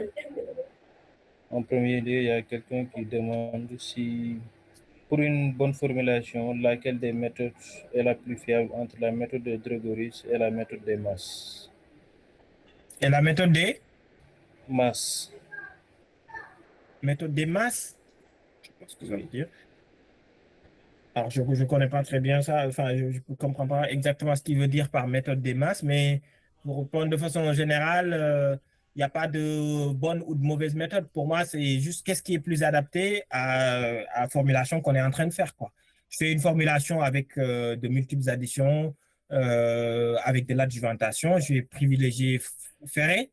Je fais une formulation d'un béton de base où il n'y a aucune addition, c'est juste des performances ordinaires du 20-25 mégapascal. J'arrive à faire mes calculs avec du Bolomé. C'est comme ça que ça fonctionne. J'ai un squelette standard du 2,02, 4,20, je vais faire Drogoris. Si j'ai des granulats très compliqués où la compacité joue un rôle extrêmement important, je vais peut-être utiliser la méthode des empilements compressibles. Vous voyez, donc il n'y a pas de bonne ou de mauvaise méthode, tout dépend de l'application. Effectivement. Maintenant, l'autre question, il demande si le béton n'était pas la résistance demandée à 28 jours. Quelle démarche doit suivre l'ingénieur pour identifier la cause et prendre une décision? Bah, si l'élément est coulé et que 28 jours, il n'atteint pas les performances ciblées à 28 jours et que On n'a pas un cas particulier comme celui qu'on a expliqué, c'est-à-dire il y a un lien latent à l'intérieur qui va développer ses performances plus tard. Là, vous pouvez rien faire, quoi. Soit vous refaites, soit vous trouvez des solutions de renforcement si l'écart justifierait cela. Mais si l'élément il est coulé, il est réalisé et qu'il n'atteint pas les performances ciblées, vous pouvez absolument rien faire, quoi. Donc, c'est pour ça que c'est important, avant de le mettre en œuvre, d'être sûr que le béton correspond à ce pourquoi il est calculé, il est dimensionné, il est élaboré, quoi. C'est le seul moyen de vous garantir qu'à échéance, vous avez la performance ciblée. Mais si vous n'avez pas coché vous n'avez pas pris vos précautions sur ces aspects-là et que quelques temps plus tard, vous découvrez cela, peut-être qu'il vous restera que vos yeux pour pleurer, quoi. Donc, il faut vous assurer que ces éléments-là sont garantis et que vous avez pris les précautions pour être sûr que ce que vous avez commandé correspond absolument à ce qui a été livré. Et si écart il y a et qu'il n'y ait pas de particularité qui pourrait le justifier ou que l'écart reste très modeste, ça aussi, on peut le comprendre parce que en termes de résistance, on peut avoir un écart dans les résistances, quoi. C'est pas parce que je vise un C25, un C30-37 que je vais avoir absolument 30 mégapascales. C'est une courbe en cloche, hein. Pour ceux qui savent, c'est une courbe en cloche. Donc, on est plus ou moins à 15% autour de la valeur médiane, quoi. Ok, merci. La question suivante, il y a quelqu'un qui demande, peut-être c'est la formulation de chantier. Le dosage fait sur chantier, à savoir 350 kg par mètre cube. Un sac de ciment pour 2 brouettes de granulats. Il a précisé que les brouettes, c'est des brouettes de 60 litres. Une brouette de sable et des brouettes de 60 litres. Maintenant, le dosage, ils ont mis un sac de ciment pour 2 brouettes de granulats, un brouette de sable et 3 seaux de 10 litres d'eau, c'est-à-dire 30 litres. Cette formulation-là permet-il d'avoir une bonne formulation si on le compare avec le béton qui est fabriqué sur les centrales? Donc, le ciment, combien de sacs? Un sac. Un sac. Donc, un sac de 50 kilos. Un sac de 50 kilos, oui. Donc, 50 kilos, il faudrait faire le calcul. Je ne peux pas le faire en live, mais il y a un calcul simple à faire pour savoir. Donc, déjà, le E sur C, si je fais le E sur C, j'ai 30 divisé par 50. Donc, ça me fait quoi? Calcul en live. Hein. 30 par 50. Donc, E sur C, 0,6. Bon, ça va, c'est un peu liquide, mais ça va. Donc, E sur C, 0,6.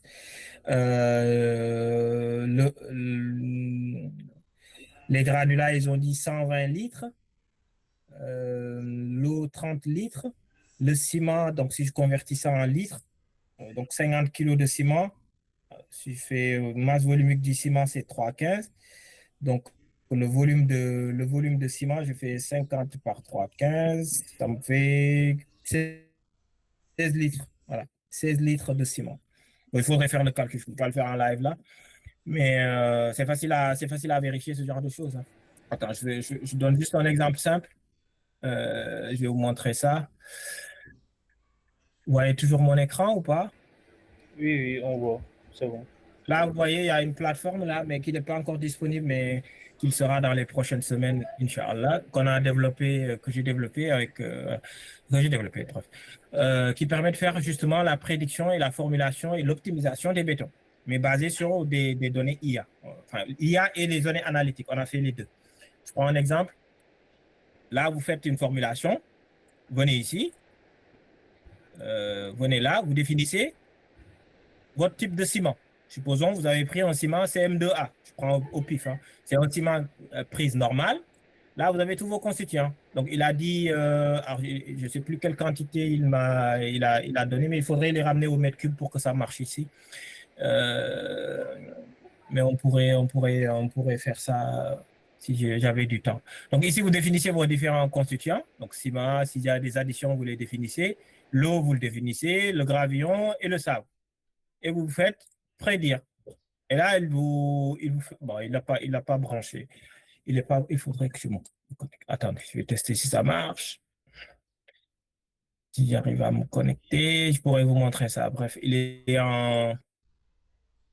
Ouais, c'est bon. Alors, je reprends mon exemple. Il fallait juste que je me reconnecte. Donc, j'ai pris un ciment 32,5. J'ai défini mes constituants. Je veux savoir qu'est-ce qui se passe à 28 jours et je lance la prédiction. Et là, tout de suite, j'ai les propriétés. Je sais qu'avec ce dosage-là, je serai capable d'atteindre 39 mégapascales. Et ici, je peux même voir l'évolution. Vous voyez ici, je vois l'évolution. Je sais qu'à un jour, je développerai 15 mégapascales. À 3 jours, je développerai 25. À 28 jours, je développe 39, etc. Vous voyez, avec ces types d'outils, tu peux tout de suite vérifier, tu peux même calculer le carbone. Et même là, on peut faire une comparaison entre la méthode IA, donc basée sur l'IA. Nous, ici, on a pris 33 000 données, on a entraîné des réseaux de neurones et on a fait une prédiction basée sur l'IA. Mais en même temps, on fait des prédictions basées sur les méthodes que j'ai expliquées tout à l'heure, Ferret, Bolomé, Abrams. Et vous voyez ici, les méthodes IA, elles ne déconnent pas. La méthode IA dit 39, Ferret, il dit 37. Vous voyez, il y a 4% de différence. Comme quoi, hein? Donc là, avec ce type de calcul, on peut tout de suite faire un comparatif et ensuite exporter les valeurs. On peut calculer le coût. Bref, on peut s'amuser, quoi. Donc, vous voyez, on peut même faire de l'optimisation. Bref, ça pousse loin, quoi. Par exemple, un client vient me dire, j'ai un nouveau projet, on doit développer 55 mégapascales, mais je veux que le coût, il n'explose pas et je veux que l'impact carbone, il n'explose pas. Et je veux que tu utilises un ciment, j'en sais rien, CM2, CM. Quel type de solution tu pourrais me proposer? Tu vois, ce genre de choses, on est capable de lui dire, pour ton projet-là, il faudrait que tu fasses ce type de béton-là, qui contient du cendre volante, du laitier, 183 kg de ciment, il aurait ça comme impact carbone, il aurait ça comme durabilité. Vous voyez, là, on arrive à faire de la prédiction poussée, quoi. Ce genre de choses. Bref, pour dire que des outils comme ça existe, quoi. Voilà. Ok, merci. Bon, moi j'avais une question de mon côté. Je devais noter là. Bonsoir à ceux qui sont sur TikTok, là. S'il y a des questions, n'hésitez pas. Bon, c'est par rapport au début de votre présentation.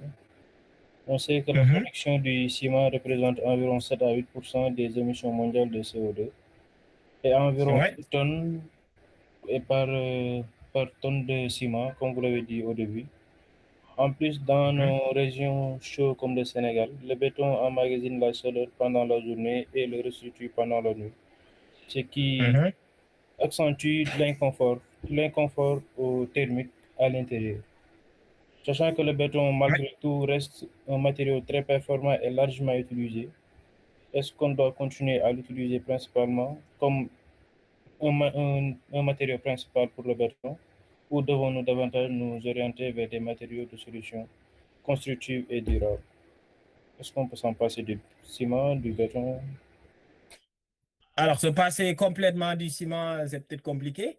Du ciment, enfin, du béton, se passer du ciment et du béton complètement, c'est peut-être difficile. Par contre, on peut réduire l'utilisation qu'on en fait en les combinant de façon intelligente avec des matériaux qui sont plus adaptés à des environnements sahéliens. En l'occurrence, la terre.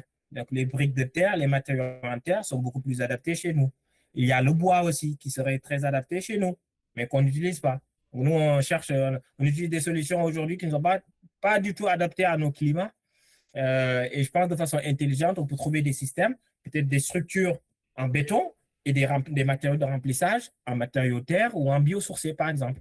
On peut aussi développer, par exemple, des briques à base de granulats biosourcés. Ça existe. Des matériaux en terre, enfin, je peux ouvrir les slides, hein, mais j'ai déjà montré ça dans le passé. Nous, on développe ça en laboratoire. Ça fonctionne très, très bien, quoi. Ça fonctionne très, très bien. Et il y a même des produits commerciaux en Europe qui sont aujourd'hui vendus et qui sont totalement biosourcés, qui peuvent faire des matériaux de remplissage qui améliorent le confort thermique, le confort hygrométrique et qui seraient totalement adaptés à nos environnements. Donc, moi, je dirais oui, vivement qu'on puisse utiliser le béton de façon plus intelligente, sans passer complètement, pour moi, c'est impossible. Mais l'utiliser dans les endroits, dans les fonctions adaptées, des éléments de structure, des fondations, certains éléments porteurs, et utiliser ensuite des éléments de remplissage biosourcés ou géosourcés, tels que la terre. Ça pourrait vraiment faire sens. Et combiner à ça, à de l'ingénierie architecturale et de l'éco-conception. Ça aussi, on l'oublie souvent. La manière dont on oriente les fenêtres, les ouvertures, les entrées d'air, les sorties, ça joue un rôle capital dans la performance énergétique d'un bâtiment. Et ça, c'est pas pris en compte aussi dans des pays comme le Sénégal. Effectivement, vous avez Voilà, raison. Maintenant, il y a une question qui est venue aussi sur le chat. Afin de connaître la quantité d'eau effective avant formulation, qu'est-ce qui nous renseigne de l'humidité propre de nos matériaux qui sont déjà sur site? On fait un test d'humidité. Si vous êtes sur site et vous ne pouvez pas faire un test de teneur en eau, c'est peut-être compliqué. C'est pour ça que vos agrégats, le mieux, c'est de les conserver dans un état plutôt stable. Peut-être les couvrir, comme ça, ils n'absorbent pas trop d'eau. Mais sinon, en principe, vous devez connaître leur absorption, leur teneur en eau avant de pouvoir les doser adéquatement. Sans connaissance de leur teneur en eau et éventuellement de leur absorption. Bon, leur absorption, ça, il faut le connaître bien avant. Mais avant de le mettre en œuvre, il faut savoir leur teneur en eau en faisant un essai de teneur en eau. En gros, on prend un granulat ou des granulats, on les pèse, ensuite on les met dans une étuve, on les sèche et on les repèse à nouveau. Ça permet de savoir la teneur en eau. Mais une fois sur chantier, je ne sais pas s'il y a des principes ou méthodes rapides. Peut-être qu'il y a des dispositifs rapides qui permettent de faire ce genre de mesures que je ne connais pas. Mais en principe, c'est quelque chose qu'il faut connaître si on veut vraiment être précis.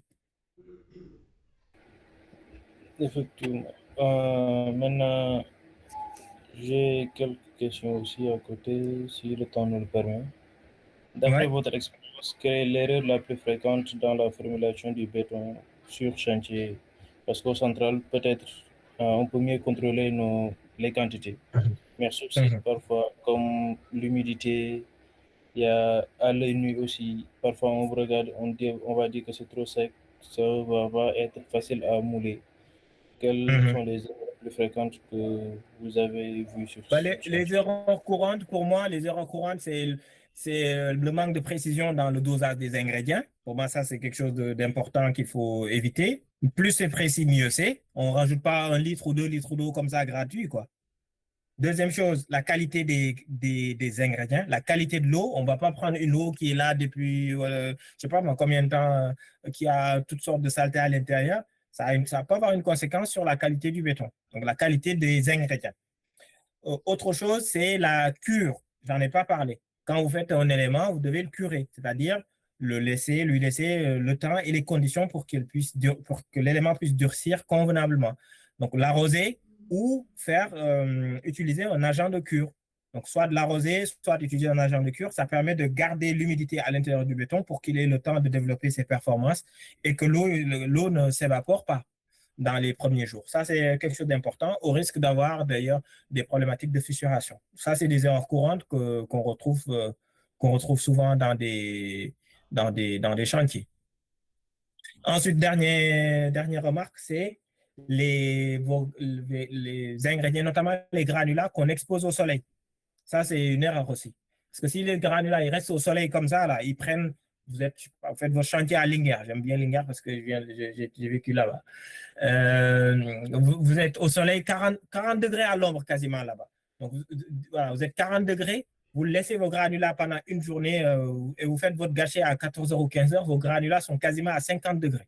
Et vous mettez ça dans votre formulation de béton.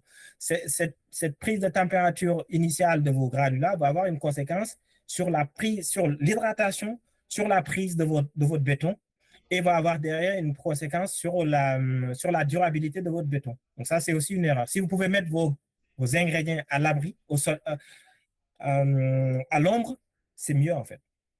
Ça, c'est aussi une erreur courante. Et dernière erreur, c'est le sable de plage qu'on utilise dans les bétons. C'est une grosse connerie, ça. Le sable de plage n'a rien à faire dans un béton parce qu'il y a du sel dedans et ensuite vous le mélangez pour faire un béton armé. Vous avez votre garantie, mais garantie Pro Max que dans 10 ans, vous avez de la fissuration, vous avez de la délamination et vous devrez reconstruire quelques années après. Donc, pour construire, on n'utilise pas du granulat. Déjà, ça provoque l'avancée de la mer. Ça, c'est un gros souci, mais tout le monde s'en fout. Mais deuxième problème, c'est votre ouvrage vous-même. Dans 10 ans, vous êtes sûr d'avoir des problèmes. On ne peut pas construire avec du sable de plage, quoi. Il faut aller chercher du sable de carrière ou du sable de rivière ou du sable lavé. Ça, c'est des grosses erreurs que je vois partout. Effectivement. Maintenant, je vais terminer par deux questions.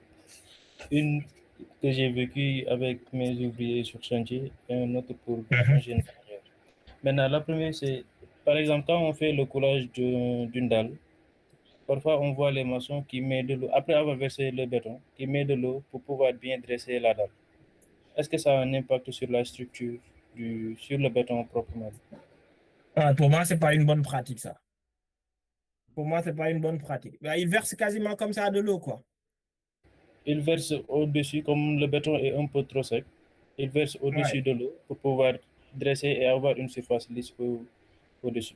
Ouais. Bon, pour moi, ce n'est pas une bonne pratique. Après, c'est lié à d'autres problèmes, je pense. En amont, c'est peut-être parce que le béton, soit il n'a pas été bien dosé ou il n'a pas été correctement pensé. Parce que si on sait que c'est un béton qui doit être vibré, la vibration doit permettre suffisamment de le mettre en œuvre, de l'étaler. Si c'est un béton qui doit se placer tout seul, il devra le faire. Si c'est un béton qui doit être sec, il devra rester sec. Donc, s'il est obligé de me rajouter de l'eau pour pouvoir l'étaler, c'est peut-être qu'il y a un autre problème en amont. Mais après, le problème en plus qui vient poser, lui, cet ajout d'eau-là va peut-être provoquer de la fissuration, du développement de la fissuration ou va peut-être provoquer de la porosité gratuite qui va baisser les performances à long terme. Donc, ça, pour moi, c'est pas, si on peut l'éviter, c'est le genre de choses qu'il faut bannir, quoi. Mais ça remonte au dosage, quoi. C'est pas uniquement la responsabilité qu'il faut lui imputer.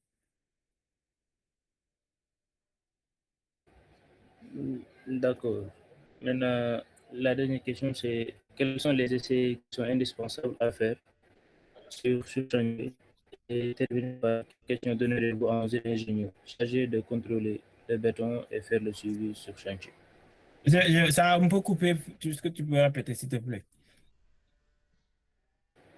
Euh, comment, quels sont les essais qui sont indispensables sur chantier, sur le béton, bien sûr? Et quel conseil donneriez-vous à un jeune ingénieur chargé de faire le contrôle du béton et le pilotage du chantier? OK. Bon, pour moi, les essais indispensables, ça dépend du calibre du projet, de son importance, de la complexité, etc. Mais on va dire des essais basiques, c'est le contrôle de la fluidité, de l'affaissement. Pour moi, ça, c'est un classique, quoi. On peut pas, c'est quelque chose qu'il faut pas louper. Si on est capable de faire des éprouvettes et de pouvoir les tester ensuite, ça, c'est quelque chose d'important. Si on peut le faire. Après, ça dépend des projets. Il y a peut-être beaucoup de projets qui ne feront pas cela, mais ça peut être important de faire ces cylindres ou ces cubes et de les tester en labo, si l'importance du projet le justifie. Mais ça peut être une bonne mesure, en tout cas. Ça permet tout de suite, à 7 jours, de savoir qu'on n'a pas fait trop de conneries, quoi, sans attendre même les 28 jours. Ensuite, autre essai important, s'il est possible de le faire, je l'ai dit tout à l'heure, c'est la masse volumique. Ça vous permet de savoir si vos ingrédients sont correctement dosés ou pas, ou est-ce qu'il y a eu une erreur quelque part. Donc, la masse volumique, avec votre seau, vous connaissez le volume, vous posez avec une balance, vous savez tout de suite la masse volumique réelle et vous le comparez à la masse volumique théorique. Après, il y a d'autres types d'essais qui sont un peu plus complexes, mais les plus courants qu'on retrouve sur chantier, c'est ceux-là, quoi. Des prélèvements pour faire des éprouvettes, l'affaissement et la masse volumique. Ça, c'est des classiques. Ensuite, il peut y avoir des essais au tamis, par exemple. C'est possible de le faire en chantier. Ça permet de voir la stabilité du béton après 30 minutes, 45 minutes pour voir s'il est stable. Et ensuite, je ne sais plus quelle était l'autre question. C'est un conseil peut-être que je peux donner pour un ingénieur qui démarre. C'est ça? C'était ça la question? Un jeune Oui, ingénieur? Ouais, oui, bah c'est vraiment apporter de la rigueur à son travail. Et ne pas se dire que voilà, les négligences qu'on a l'habitude de voir et de constater n'ont pas de conséquences sur l'ouvrage. Ils ont une conséquence économique, ils ont une conséquence dans le portefeuille du client, ils ont une conséquence sur la durabilité de l'ouvrage. Mais malheureusement, ces conséquences ne se verront que dans 5, 10, 15, 20 ans, mais elles arriveront d'une manière ou d'une autre. Il n'y a pas 1 litre ou 1 kilo modulo, voilà, modulo une certaine marge, certes, mais il y a rien de gratuit dans la formulation, la mise en œuvre, l'élaboration d'un béton. Et prenez soin de vous assurer que les bonnes pratiques d'exécution sont faites, les contrôles de qualité sont réalisés. Ne négligez jamais votre environnement, ça on néglige souvent. Quand je construis en bordure de mer, je sais pas moi, à Guédiawaye ou je sais pas, des zones proches de la mer, c'est pas du tout la même chose que construire, ou à l'Accro, c'est pas du tout la même chose que construire à Linguère ou à Tamba. C'est pas la même chose. Avec le même projet, les mêmes contraintes, mais ça, en principe, ça ne doit pas être le même béton parce qu'ils ne sont pas exposés aux mêmes environnements. Souvent, ça, on le néglige, mais ça peut avoir des conséquences énormes. Et une fois votre ouvrage il est réalisé, un de vos plus gros ennemis, c'est votre environnement, certes, parce qu'il y a du CO2, il y a la carbonatation, ça va se faire. Il y a aussi l'eau qu'il ne faut pas négliger. Protéger votre ouvrage de l'eau, les remontées capillaires notamment, mais aussi toutes les autres sortes d'eau. Ce sont autant de choses dont il faut tenir compte. Merci, NSA. Merci, docteur. Bon, Merci à vous. merci pour l'exposé de qualité que vous nous avez présenté. Avec plaisir. Je vais donner la parole au président du club, comme ça il va apporter quelques mots de clôture et on va ça terminer la mission. OK. Oui, bonsoir, salam alaikum. Alaykoum salam. J'espère il y avait d'autres questions, mais le temps là, il est très, très, très court. Raison pour laquelle on ne pourra pas les répondre. Parce qu'il y a quelqu'un qui me dit que plus vous avancez, plus il a envie de poser d'autres questions. C'est un de mon niveau. N'hésitez pas, vous aurez mon contact sur mon site, vous pourrez toujours me contacter. Hein. D'accord, il n'y a pas de souci. Et justement, désolé, je vous coupe, Ibrahima, je n'avais pas vu que Mamadou était là. Je vous présente Mamadou Diallo, c'est mon stagiaire et il travaille avec moi sur la plateforme SIAM que je vous ai montré tout à l'heure. C'est lui qui a fait le développement informatique de toute la plateforme. D'accord. Bonjour Mamadou, je ne t'avais pas vu. Oui, bonjour, docteur Amar. Bonjour tout le monde. Bonjour. Oui, ça va? Oui, ça va, je vais bien. C'était une belle Super. présentation en tout cas. Merci. Moi aussi, j'avais une question à poser, mais bon, je pense après. On aura le temps de se voir lundi. Oui, c'est ça, Inch'Allah. Bon, moi, c'est Ibrahim Assad, pour ceux qui ne me connaissent pas. Élève ingénieur en 4e année infrastructure et génie civil. Aussi actuel président du club génie civil de Polytech Diamniadio. Donc, toujours un réel plaisir donc, pour le club d'avoir organisé ce genre d'activités parce que ça nous rapproche vraiment du milieu professionnel. Donc, tout en évitant des gens vraiment ancrés dans ce milieu. Donc, au nom du club, je tiens tout d'abord à adresser mes sincères remerciements à vous, monsieur Mohamed Amar, donc pour une belle qualité de votre intervention, donc votre partage et voilà les connaissances que vous nous avez vraiment transmises aujourd'hui. Donc, je tiens aussi à remercier Amadou Bekay, qui est récemment sorti de notre école cette année-ci en étant ingénieur en infrastructure et génie civil, donc qui a donné aussi du temps à notre club. Et je le rappelle bien, c'est avec lui qu'on a démarré nos premières séances de formation sur les logiciels destinés aux étudiants de la promotion 6. Vraiment, je tiens aussi à vous remercier. Merci, Donc, un grand merci à tous les participants, donc, les étudiants et ingénieurs professionnels du milieu du génie civil, donc notamment les élèves ingénieurs de l'UFS Sciences et l'ingénieur de l'École polytechnique de Thiès et de l'École polytechnique de Diamniadio. Donc, ce que j'ai retenu de cette séance, c'est que le béton est un matériau vraiment les plus utilisés dans notre projet de construction. Donc, le bien formuler, savoir l'ajuster et contrôler sa qualité sur chantier sont des étapes vraiment essentielles afin de garantir une bonne résistance et aussi la durabilité de nos ouvrages parce que, voilà, vous le connaissez mieux que nous, au Sénégal, il y a vraiment beaucoup de choses que l'on néglige.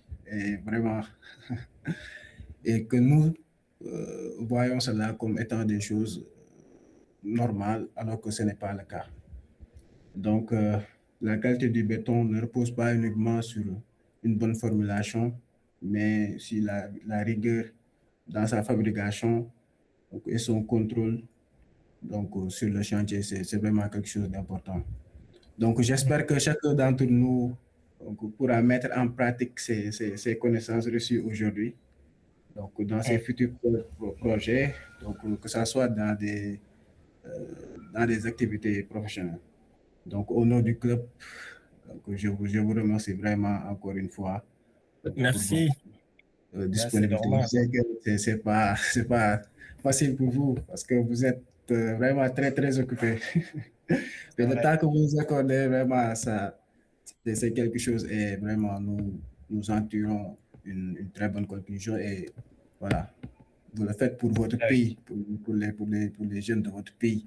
Voilà, on espère que cela va se reproduire pour notre génération, Inch'Allah. Inch'Allah, c'est avec plaisir. Rendez-vous. C'est vous le présent et le futur. Nous, on est des vieux dinosaures. Donc, à vous de prendre le relais. C'est ça. Donc, je vous donne rendez-vous vraiment à prochaines activités que le club organisera. Donc, que ce soit des webinaires, des formations sur les logiciels, mais aussi des visites de chantier. En tout cas, passez une très bonne soirée, surtout à vous. Merci à vous. Merci beaucoup. Merci.